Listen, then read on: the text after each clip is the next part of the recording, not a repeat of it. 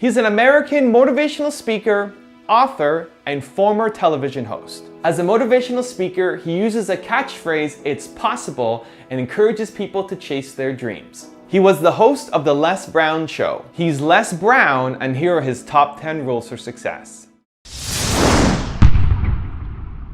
I do a lot of training for many corporations, and I conduct sales seminars, and I've heard all kind of guys doing techniques and training people techniques of how to close sales and how to work with and begin to control the sale and how to ask for the close. Let me share something with you. You can learn all the techniques in the world. If you don't believe in yourself, it won't happen for you.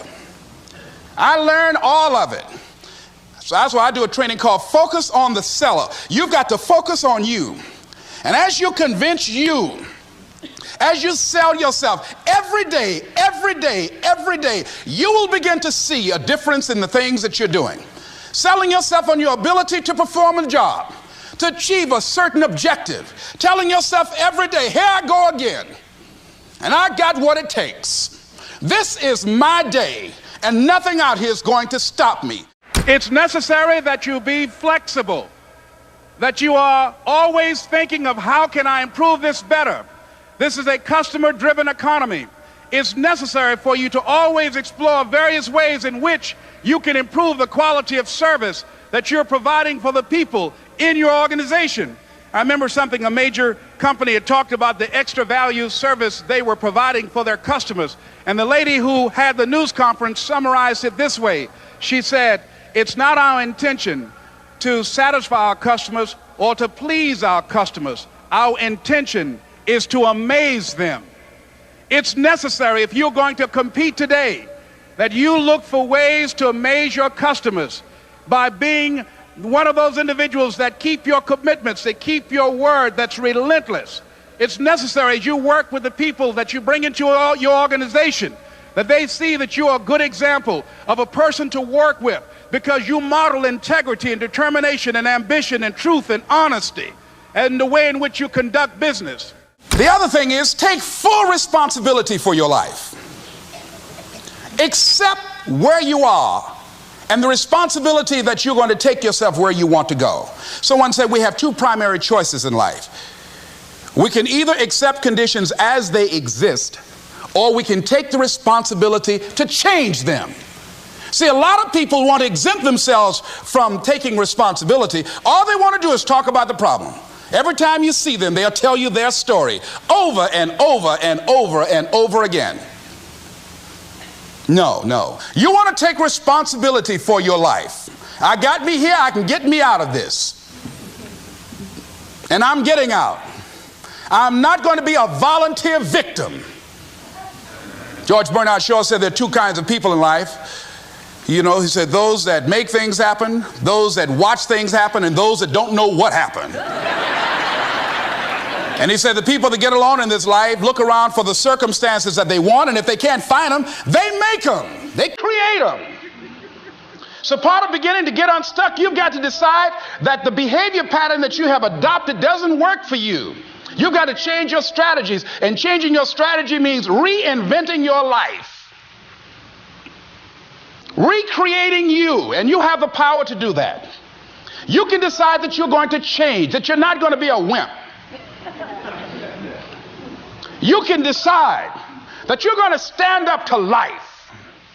You can decide that I'm going to live each day as if it were my last. You have the power to make that decision. You can decide I'm going to work on myself and develop myself. I'm going to empower me. And all of these things that are happening to me right now, they're just temporary inconveniences. They're not stronger than I am.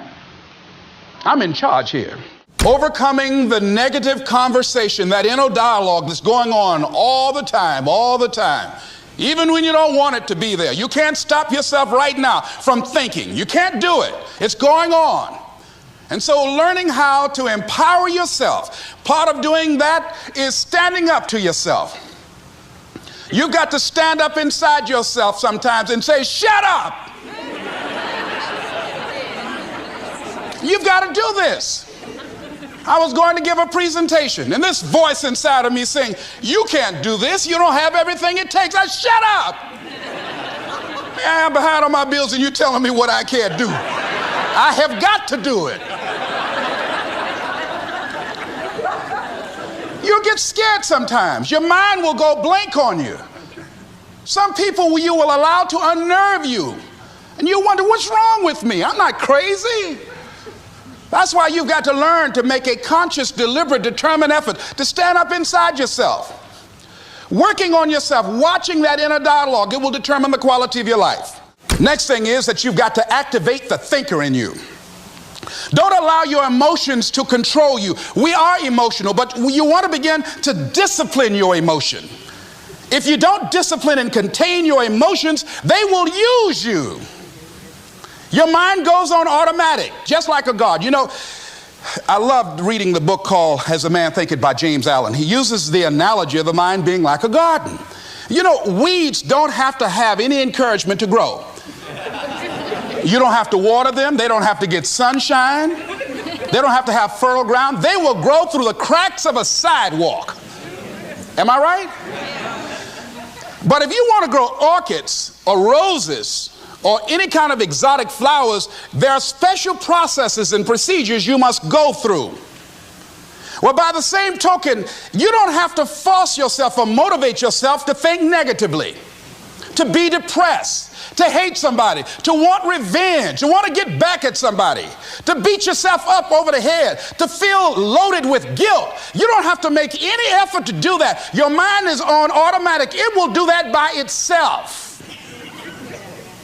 But if you want to begin to move into your own personal greatness, if you want to begin to really enjoy a happy, successful, healthy life, you've got to be willing to go against the tide. You've got to be willing to harness your will and say, in spite of this, I'm in control here. I'm not going to let this get me down. I'm not going to let this destroy me. I'm coming back. And I'll be stronger and better because of it. You have got to make a declaration that this is what you stand for. You're standing up for your dreams. You're standing up for peace of mind. You're standing up for health. You want it, and you're going to go all out to have it. It's not going to be easy. When you want to change, it's not easy. If it were in fact easy, everybody would do it. But if you're serious, you'll go all out. I don't care how good you are. I don't care how talented you are. I don't care how much you work on yourself. There are some times when things aren't going to go right. They just are not going to go right. There are times when anything that can happen will happen. Murphy's Law will be knocking at your door. Why? I don't know why. That's called life. And you have to deal with it. Sometimes your life will be in a slump, just like sports. Some of the best shooters can't hit baskets different times in games. They get in a slump. Do they sit on the sideline and say, you know, I just didn't hit a basket today? No, they continue to execute. I suggest to you that if you are facing a challenge, don't stop. Stay busy. Work your plan. Continue to do those things that you know that work for you after you have evaluated yourself in the situation. Continue to move. Stay busy, stay busy, stay busy.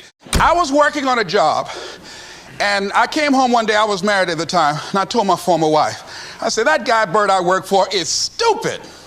She said, if he's so stupid, why does he sign you a paycheck? Now, you see why I divorced her, right? I couldn't stand her. That night, I could not sleep well. Here was a guy that was controlling my life.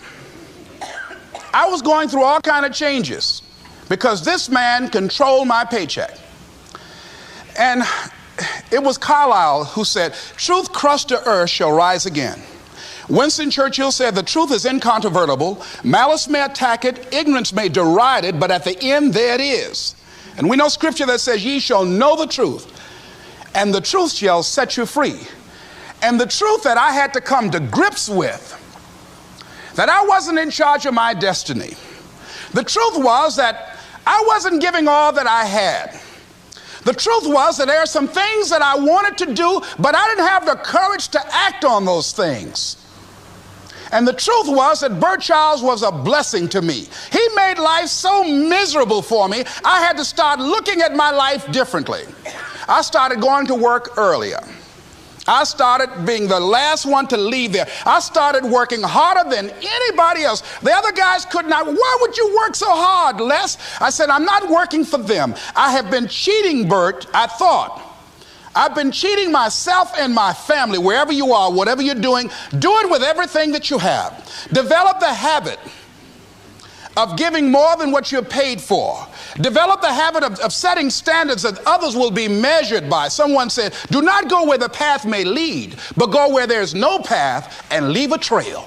That in the process of working on your dreams, you are going to incur a lot of disappointment, a lot of failure, a lot of pain, a lot of setbacks, a lot of defeats. But in the process of doing that, you will discover some things about yourself that you don't know right now. What you will realize is that you have greatness within you. What you'll realize is that you're more powerful than you can ever begin to imagine. What you will realize is that you are greater than your circumstances, that you don't have to go through life being a victim.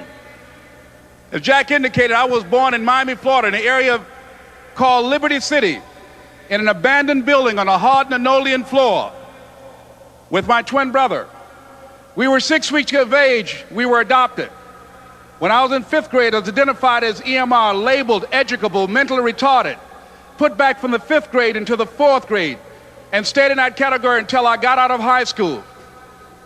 I don't have any college training, but I met a high school teacher who one day changed my life. I was waiting on another student, and when he came in, he said to me, young man, go to the board and write what I'm about to tell you. And I said, I can't do that, sir. He said, why not? I said, I'm not one of your students. He said, it doesn't matter, follow my directions now. I said, I can't do that, sir. He said, why not? I said, because I'm educable, mentally retarded. And he came from behind his desk and he looked at me. He said, don't ever say that again. Someone's opinion of you does not have to become your reality. I'm saying this is a time more than ever that you want to begin to inoculate yourself with positive words, coming to conventions, showing up on meetings, being on the calls, to make yourself unstoppable, to get out of your mind the polluting negative thoughts that's causing most people to go through life being stuck because they're volunteer victims. Somebody said that many people die at age 25 and don't get buried until they're 65 because they got so much garbage in their minds. You are here because you've got a clear vision of what you want and where you're going. Give yourselves a round of applause.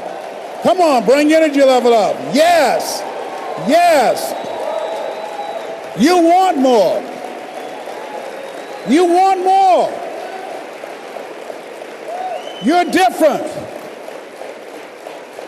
You're different than everybody else.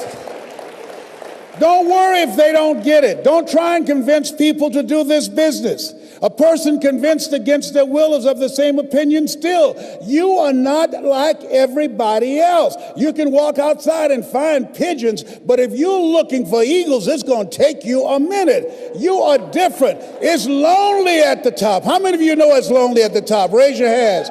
It's lonely at the top, but you eat better. That's what I'm talking about.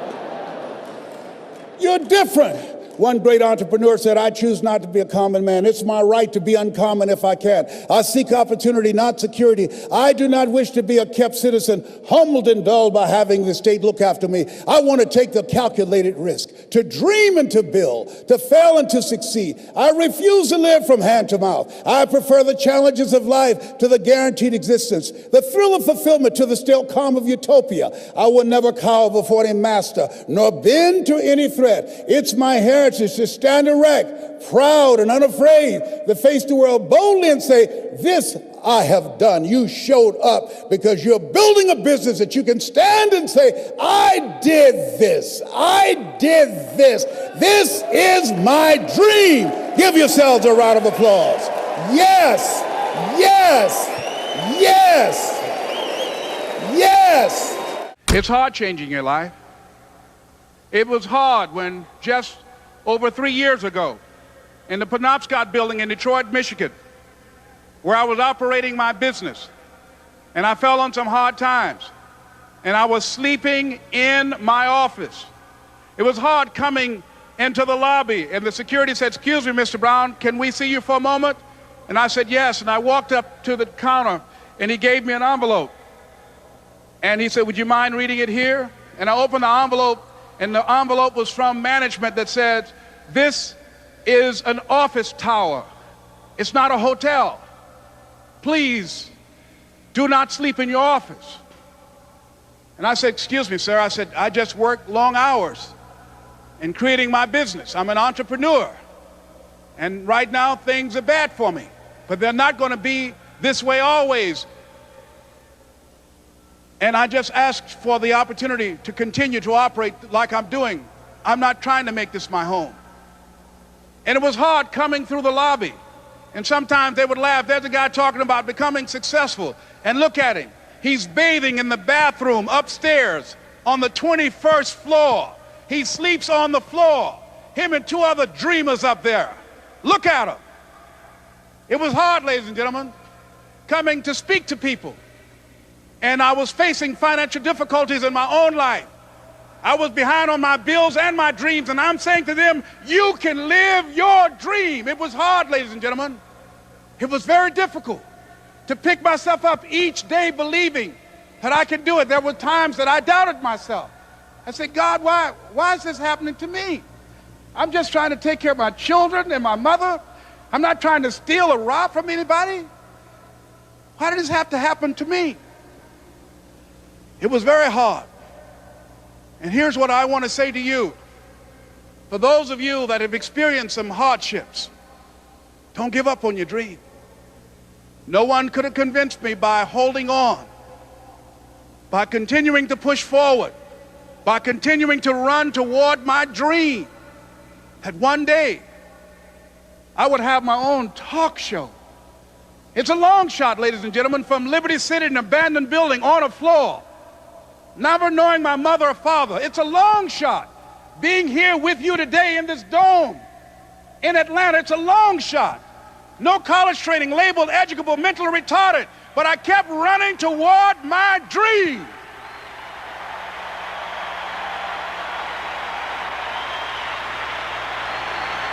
Don't stop.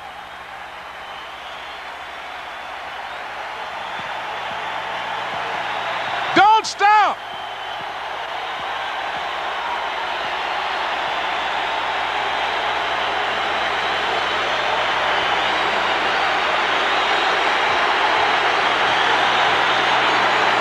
Don't stop running toward your dream. Thank you so much for watching. I made this video because Demo Healthcare asked me to. So if there's a famous entrepreneur that you want me to profile next, leave it in the comments below and I'll see what I can do. I'd also love to know which of Les Brown's top 10 rules hit you the hardest. He's one of my favorite speakers, so I'd love to know which of the 10 points meant the most to you. Leave it in the comments below and I'll join in the discussion. Thank you so much for watching. Continue to believe, and I'll see you soon.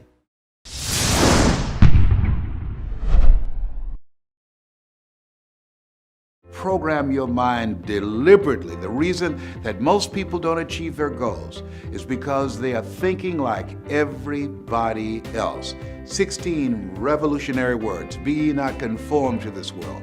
Be ye transformed by the renewing of your mind. That's an ongoing process. What are your goals? What are your dreams?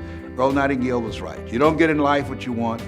You get in life what you are. And so you want to take the time every day to listen to things that can help to program your mind positively, because at the end of the day, if you don't program your mind, it's going to be programmed.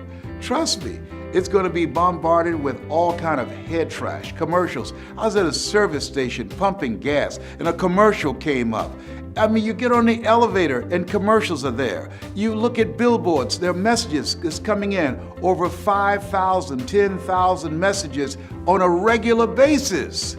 And so as you look at your goals and dreams, It's very important that you are intentional about controlling what goes on in your mind, because everything gets in through the eyes and through the ears.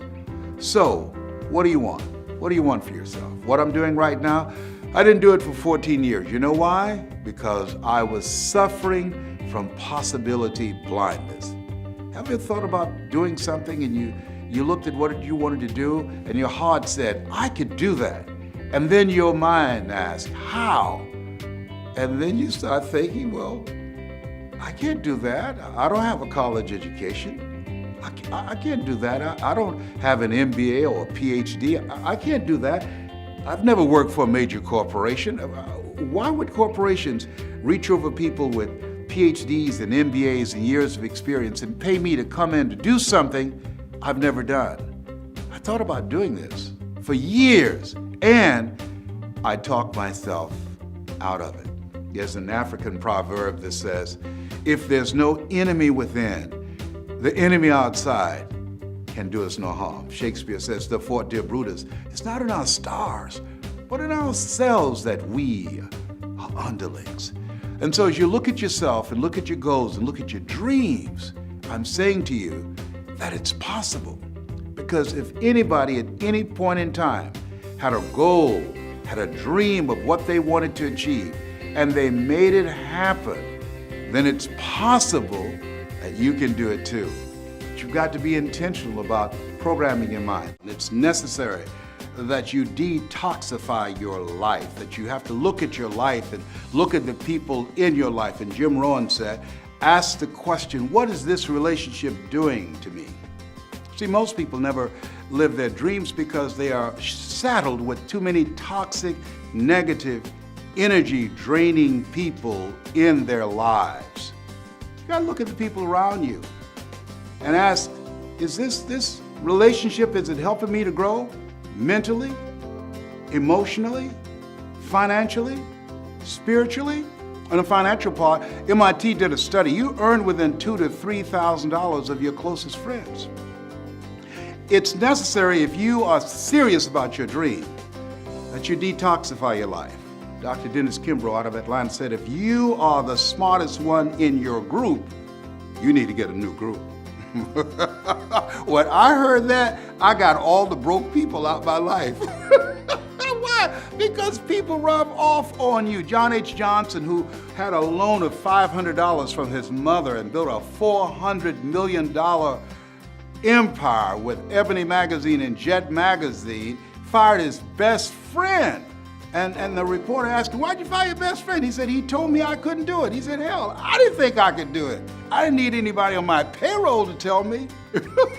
So you have to look at your life and say, hey, who's in my circle? Who's in my ear? The only reason that most of us don't accumulate a level of achievement in our lives, one, most people end up aiming low. That's what I did most of my life, that most people fail in life, not because they aim too high and miss. Most people fail in life because they aim too low and hit. And that's what I did. I was a disc jockey. I was very satisfied. I achieved a level of professionalism and mastery in that area. And then someone challenged me and said, you can do more. And it took him 14 years to convince me to become this person that you now see. This person that you now see, this voice, which I consider my power voice, I had absolutely no idea that this person existed.